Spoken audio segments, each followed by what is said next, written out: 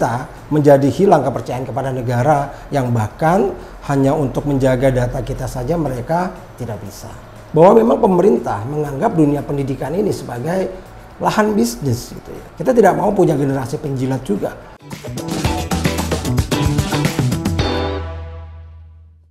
Halo guys, jumpa lagi di Open Your Mind.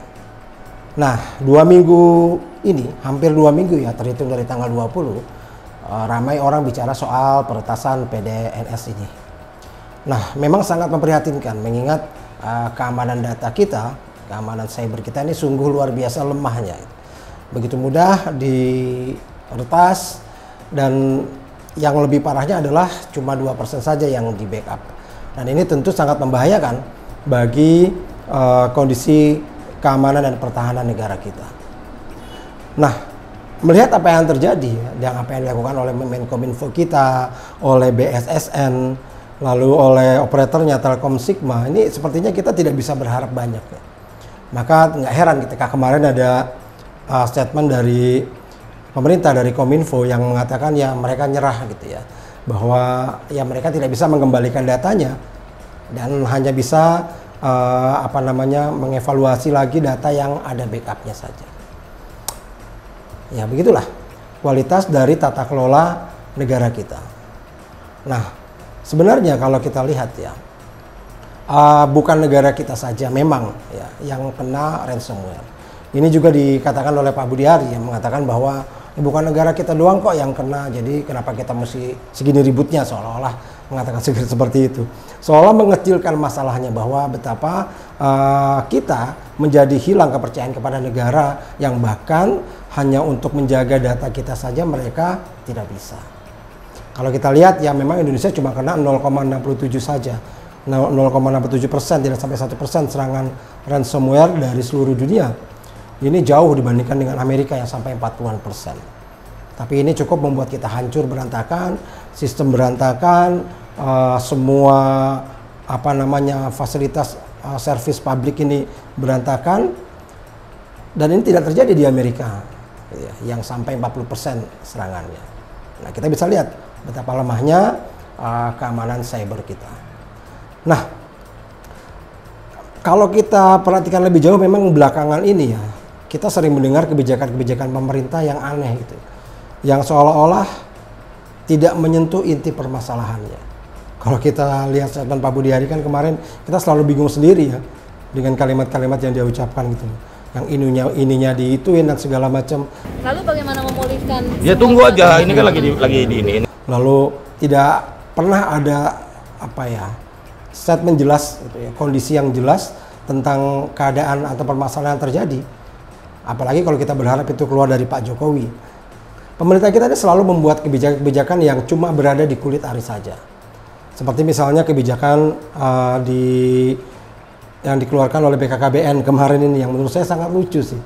Ya, ketika Pak Aryo kalau nggak salah namanya, itu yang mengatakan bahwa fertilitas rate kita, angka kelahiran kita ini, negara kita ini menurun drastis ya, sampai 2,18 dari 5,6 dalam 1 dekade terakhir. Nah, lalu jalan keluarnya adalah dengan mewajibkan setiap pasangan untuk punya anak perempuan. Ini gimana sih? Yang dipikirkan hanya bagaimana melahirkan anak perempuan, tapi tidak melihat ke belakang apa sih esensi masalahnya. Jadi bukan hanya berlaku di Kemenkominfo kemarin ya, yang tidak melihat apa sih penyebab dari masalah kita mudah diretas ini. Keteledoran dari operatornya kah, aturannya kah yang tidak dibuat, yang tidak ada kewajiban untuk membackup data, atau memang orang-orang yang bekerja di situ yang memang tidak capable di bidangnya. Nah, kalau kita perhatikan misalnya soal BKKBN tadi, kembali ke soal ini. Kalau kita lihat memang banyak anak-anak muda sekarang yang takut untuk punya anak. Banyak sekali anak muda yang ya mereka bikin komitmen menikah tapi dengan perjanjian tidak memiliki anak. Nah, kenapa masalahnya? Apakah mereka tidak bisa punya anak atau mereka mandul? Bukan itu. Tapi karena mereka takut akan masa depan anak-anaknya. Bahwa mereka lihat living cost semakin tinggi, biaya pendidikan yang luar biasa, biaya kesehatan yang luar biasa. Belum lagi kalau misalnya anaknya sampai kuliah, UKT-nya juga sudah luar biasa. Belum lagi soal lingkungan yang tidak family friendly gitu ya. Banyak sekali orang yang gampang terprovokasi hanya dengan masalah-masalah kecil. Nah, BKKBN tidak memberikan usulan kepada pemerintah bagaimana menginsentif para orang tua ini, memberikan dukungan pada pasangan-pasangan ini untuk berani memiliki anak dan raising children-nya. Misalnya dengan memberikan lingkungan yang nyaman. Biasanya kalau pasangan-pasangan muda ini kan banyak kan yang bekerja gitu ya, dua-duanya. Nah, dibuatlah daycare gitu yang murah ya, dengan harga terjangkau dan aman gitu, agar mereka bisa yakin bahwa anak mereka bisa membesarkan anak dengan nyaman. Lalu juga upah, misalnya upah minimum yang cukup untuk paling tidak membangun keluarga kecil mereka. Belum lagi biaya kesehatan, biaya pendidikan. Nah, soal pendidikan ini juga lucu sih. Ya meskipun Pak Muhadjir, Menteri PMK, sedikit bercanda gitu yang bilang kalau mau cari uang itu waktunya pas wisuda gitu ya, karena orang tua pasti akan kasih seberapapun mahalnya. Kalau perlu biarkan mereka datang satu truk gitu, asal beli undangan gitu. Dari pernyataan Pak Muhadjir ini seolah kita diyakinkan bahwa memang pemerintah menganggap dunia pendidikan ini sebagai lahan bisnis gitu ya. Bahwa pemerintah berhitung dengan biaya pendidikan. Makanya ya jangan heran kalau orang-orang jadi takut untuk mempunyai anak. Meskipun kelihatannya bercanda, tapi menurut saya ini sangat tidak pantas diucapkan kepada orang yang sangat mengerti dunia pendidikan, di hadapan Komisi 10 DPR, di hadapan tokoh-tokoh masyarakat yang juga pernah menjadi Menteri Pendidikan. Seolah-olah mereka nggak paham nih kira-kira apa sih yang harus diperbaiki di dalam dunia pendidikan kita.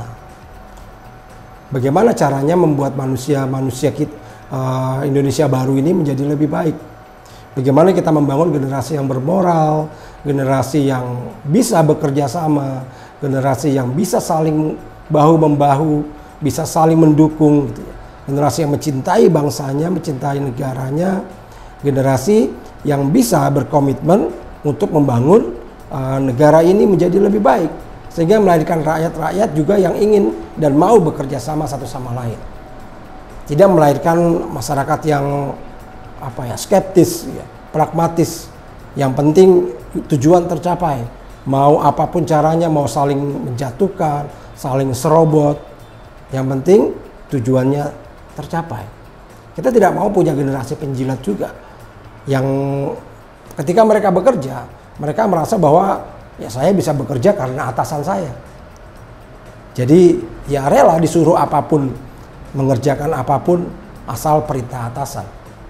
Sampai lupa bahwa tujuan mereka bekerja adalah juga untuk membangun peradaban di negara kita.